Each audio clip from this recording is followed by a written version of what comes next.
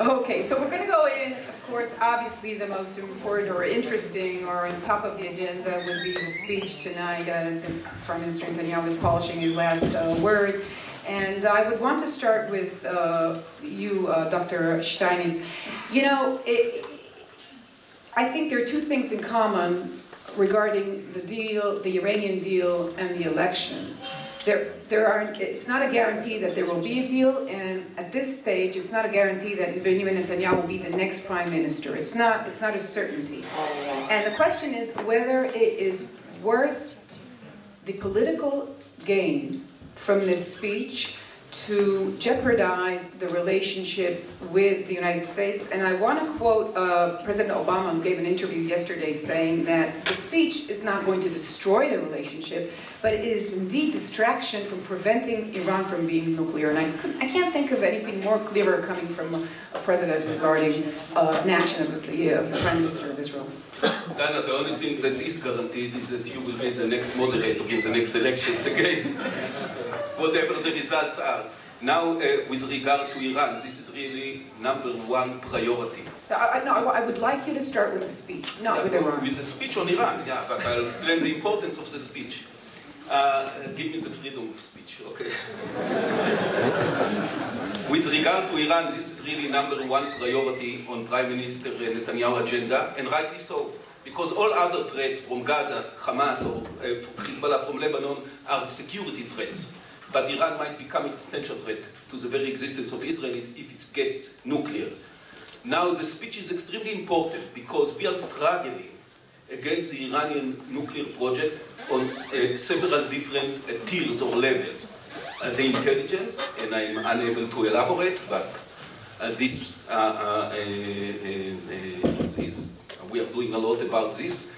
Diplomacy, and we did conduct a very thorough and constructive dialogue with our American friends and colleagues in the last year and a half or 2 years, and with all the other P5+1. And on the public level, and it's so important to convince the administration, the Congress, the people of the United States and the world not to enable and not to agree to a dangerous agreement with Iran that first will make Iran immediately a threshold nuclear state, only 1 year or maybe even less than 1 year from the bomb. The temptation to produce the bomb in the next few years, like with North Korea, will be enormous. But then after 10 years or so, or 12 years, will make Iran a threshold nuclear state only a few weeks from fissile material for many bombs. This is extremely dangerous. Now Netanyahu is destroying the relations with the United States exactly like he did 2 years ago. I remember that 2 years ago, the Israeli opposition and media said that Netanyahu is destroying the strategical alliance and the security aid from the United States to Israel. And immediately after the election, the relations remained not just good, but even became better, and we got more cooperation on intelligence on other issues. I know this kind of debate is not easy. It's creating some tension, but what creates the tension is not the speech. It's the debate itself. Because if Netanyahu would come to the Congress in order to support the forthcoming agreement, nobody would resist. It's the debate. It's uneasy that we are criticizing the forthcoming deal, but this is our duty. And I tell you one thing, although it creates some tension, it will be respected by the American people, by the Congress, and by the administration that we speak up and we don't keep silence when our future national security and maybe very existence is under a threat. And I am confident that such a speech will have its impact, either preventing the agreement or at least convincing to insist with the Iranians on some topics that will improve, that will make it a better agreement if such an agreement will be signed, and that no real damage will be caused to the US-Israel relations. And you shall see that 1 or 2 months from now, everything will be over, the tension will be over, and the relations will remain as good as they were always. Dr. Steinitz, thank you. I'm going to remind you that you can pose questions to one another, but I would like to ask Michael Oren, and as your capacity as ambassador, would this happen on your watch, a speech like this behind the back of the White House, behind the back of the administration? I'll point to history. In May of 2011, Prime Minister Netanyahu addressed a joint meeting of the Houses of Congress, and the White House was kept in the picture, and didn't object. It was a very productive speech.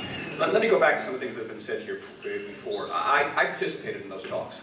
We had an intimate dialogue with the United States for 4.5 years about when I was in Washington about the Iranian issue. It is an existential threat in Israel. It's not just one existential threat; it's several existential threats, and nobody more than myself is going to be aware of that. The question is not about whether it's incumbent on any Israeli leader to speak his or her mind about this existential threat and to defend the country. The question is how and where. And I think I was the first to come out in this country and said, listen, there's a perfectly good venue. It's called the AIPAC conference, where 16,000 people, most of the legislators attend anyway. It would have been greatly preferable to give the speech there and not in concert, not in Congress, and intercede between the White House and the Congress, between the Democratic and Republican Party. Now that the Prime Minister is there, it is in the interest of every Israeli citizen, I believe the interest of most citizens of the free world, that he gives a powerful speech. And that begins a dialogue, because that's really what this is about starting a dialogue between the Congress and the American people and the administration about the nature of this agreement and its ramifications, not just for Israel and the Middle East, but for America and the world. But Ambassador Oren, I would just like to point out, again, President Obama's words saying that it is a distraction from reaching the shared goal of preventing Iran from being nuclear. I'm going to take issue with the President. I think that there are problematic parts of the agreement that we know about the agreement. The issue is now not about the speech. The issue is about the day after the speech. How do we begin to repair the damage? I think we all agree that damage has been done. Yes, we have very close security relations and intelligence relations with the United States, but in other areas, in very crucial areas, we are not the same place we were 5, 6 years ago. And we have to work to rectify that. That's not good. Remember the old principle of no daylights and no secrets, which were the founding principles of the U.S.-Israel relationship? Do they exist today? How then do we begin tomorrow to begin to repair the damage, to bring us back to a place that benefits both the United States and Israel?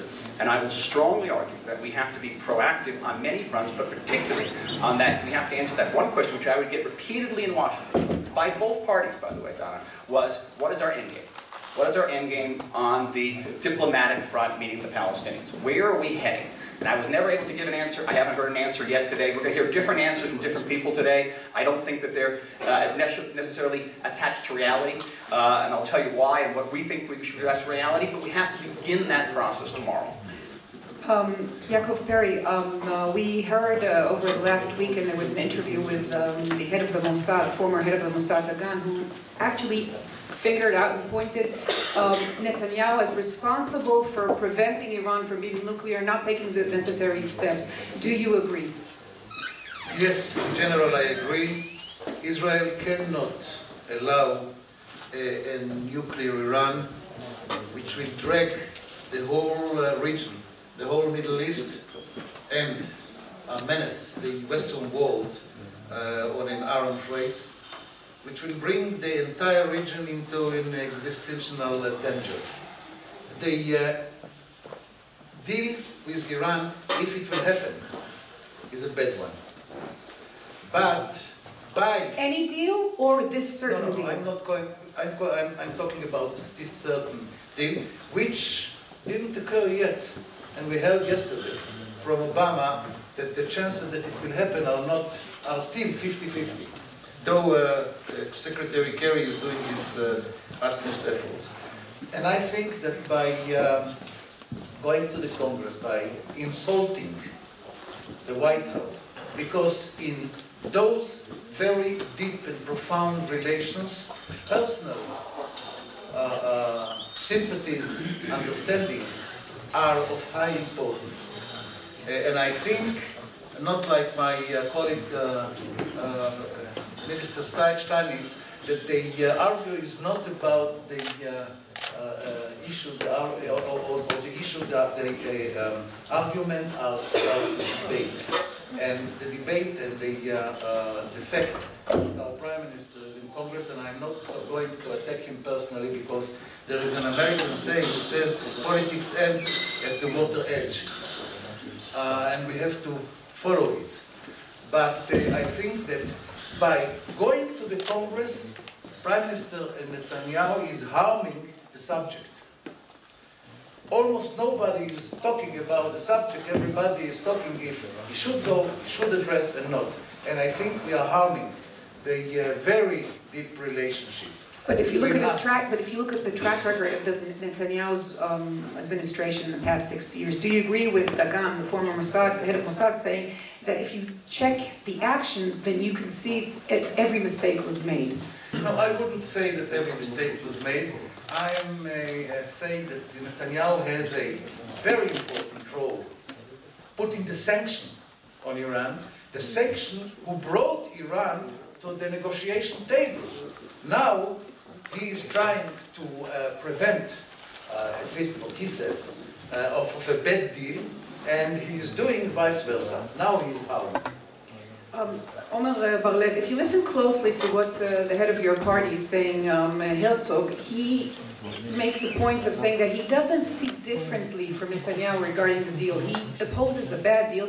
He doesn't think the way it's been done, the speech, the political aspect of the speech is helpful, and that is understatement. So what is the difference between the way your party and the Likud party will deal with the Iranian issue now, today? So first of all, yes, we think it's going to be a bad deal, mainly in two issues. First of all, the one-year gap that everyone is talking about is too short. It should be much longer. And second, the 10-year agreement, again, it's too short. So we believe it's going to be a bad deal. But Netanyahu put this issue as his primary issue in the last 6 years, and in the fact of the matter, he failed in the issue because Iran is going to be a year away from a nuclear bomb, and he failed in that. And the reason that he failed in that, well, we never know what kind of success would be if he acted differently, but he consistently acted against the US administration. We saw it a year ago in the intermediate agreement when he said to all the world, surely to the Israeli citizens, the intermediate agreement, the sanctions will fail, Iran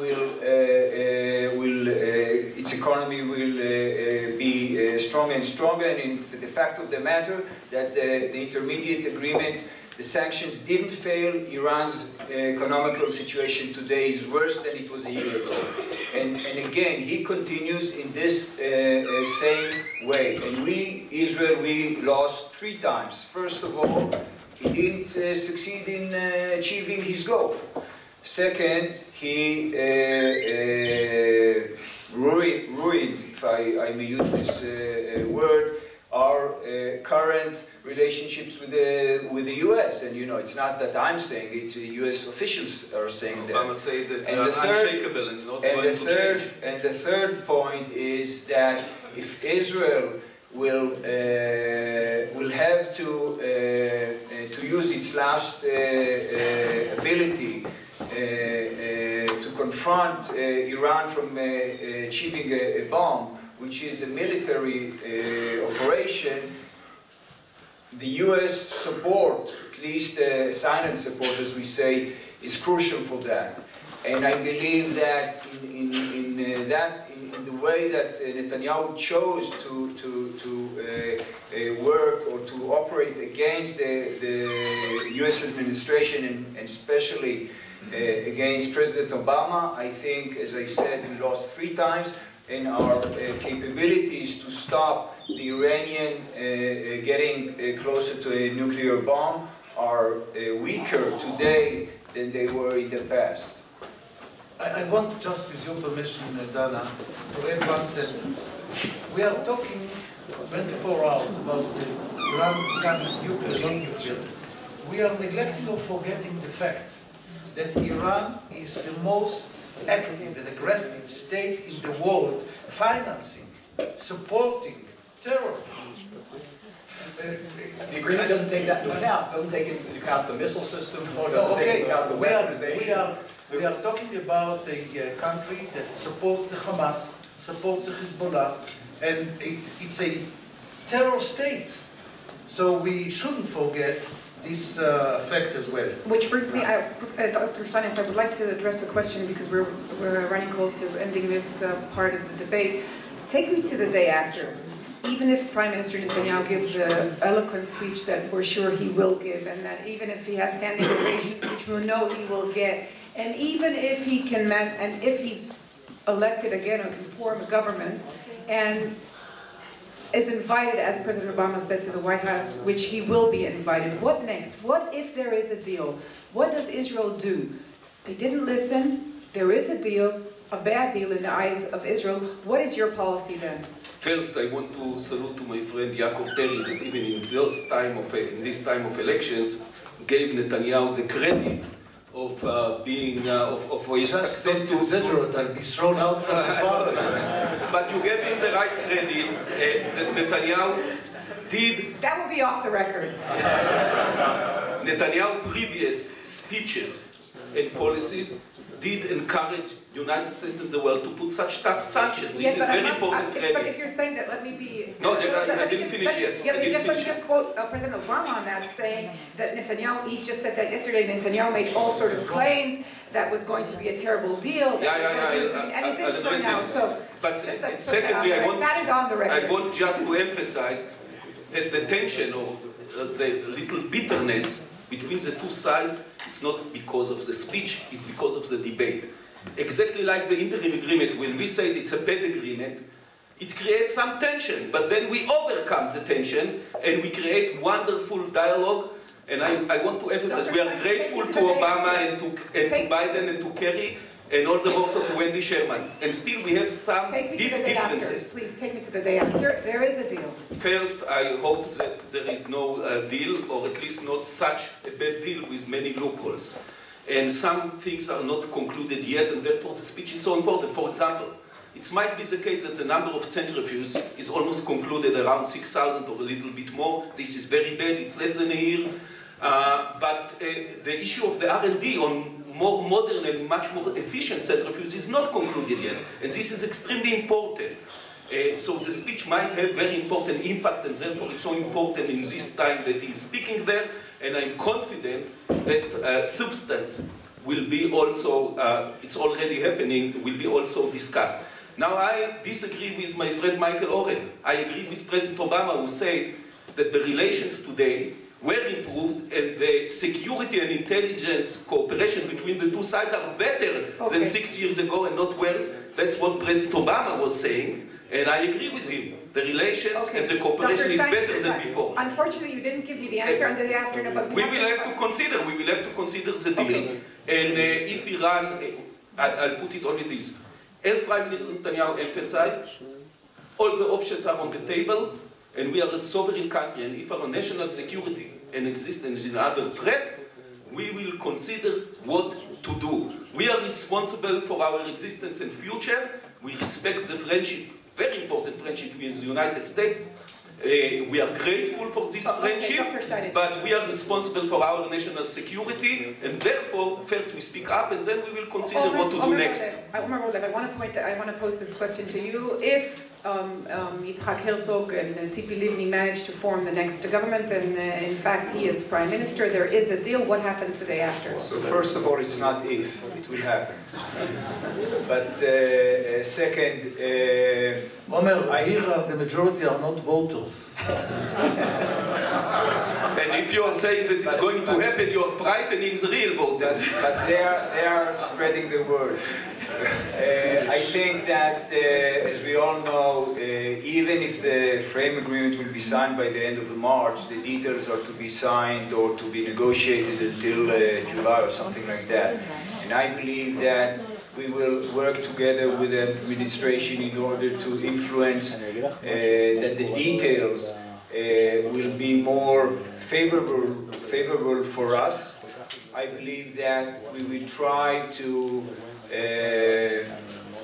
instead of spreading or widening the gap between the Congress and the administration, try to embrace them together, if I may say so, in order to maybe that the Congress will decide before July what will happen if Iran will break certain parts of the agreement and build the specific sanctions regarding each of those paragraphs. I think that we will do it in the back channels. I think that we will do it with, as I said, with the administration and with the Congress. And I think this is the utmost that we will be able to do after the way Netanyahu operated until now. That was. You're saying that a military option is no longer a viable option. No, I didn't say that. I said before that the way that Netanyahu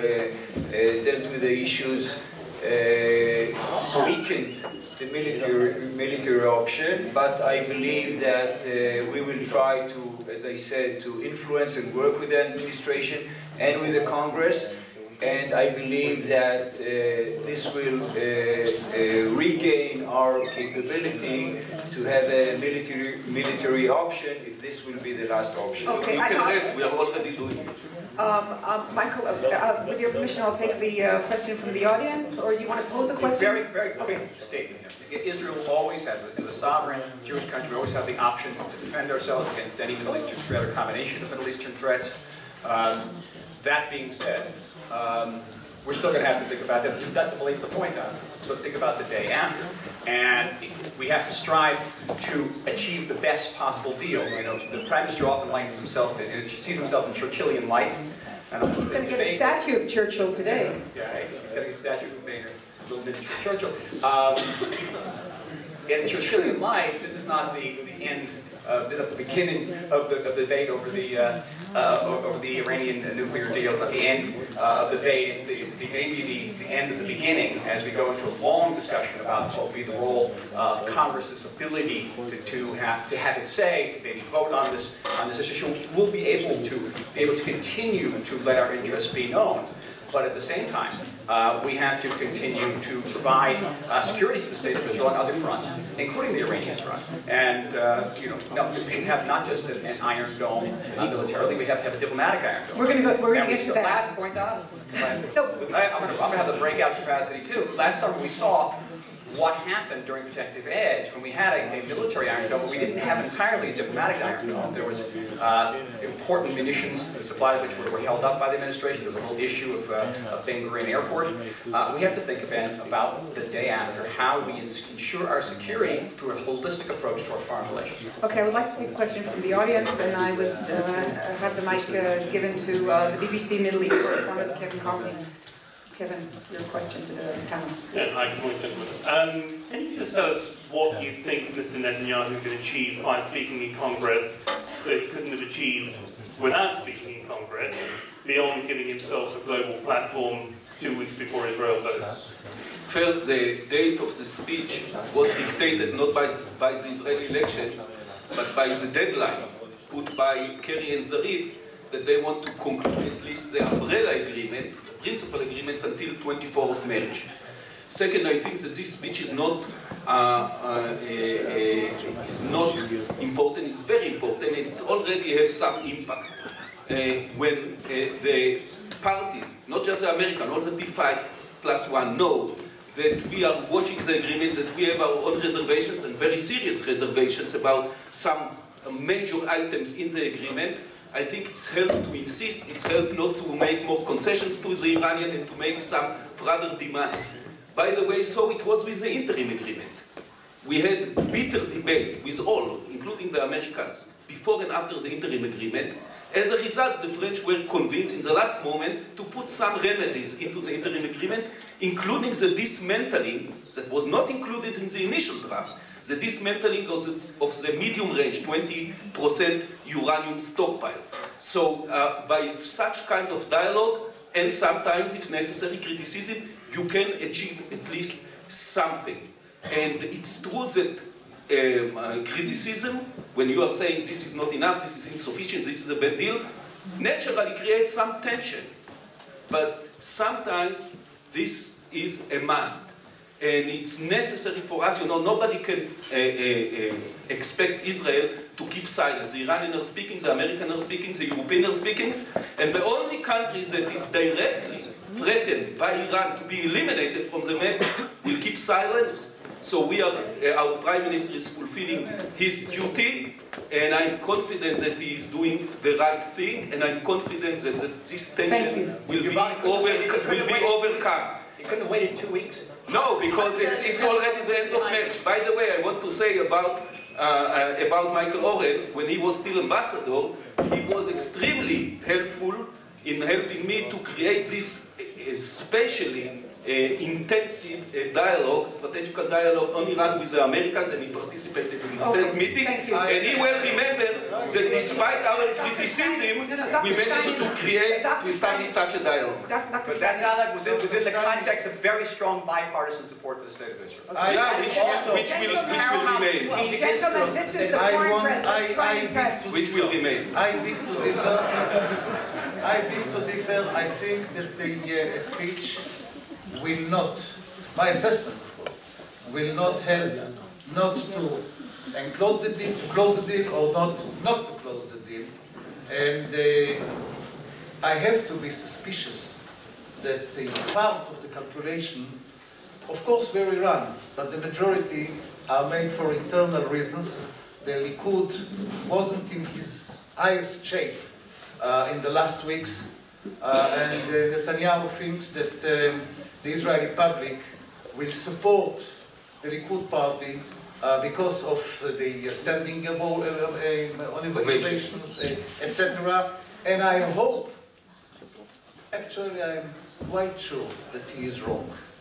By the way, he would go to the Congress even without elections. No, Dr. Steinitz. Dana, you owe me half a minute. Without elections, nobody would know. Gentlemen, I would like to gentlemen. If he would be invited and there would be no elections, he would accept the invitation as well. If there were elections, there wasn't a debate. No, and there was an invitation and there was a debate. What we will gain. The question is how much we will lose, and how difficult it will be for us to reconstruct what the damages that Netanyahu did. And let me point out that all three channels, all three major broadcast channels will air the speech. We have a regular 5-minute delay because of the fear that there would be election propaganda. So we have to wait 5 minutes and then we air, and there are special reports. And this week's agenda is, of course, Iran and not housing and whatever. So that is also a layer we have to take into consideration.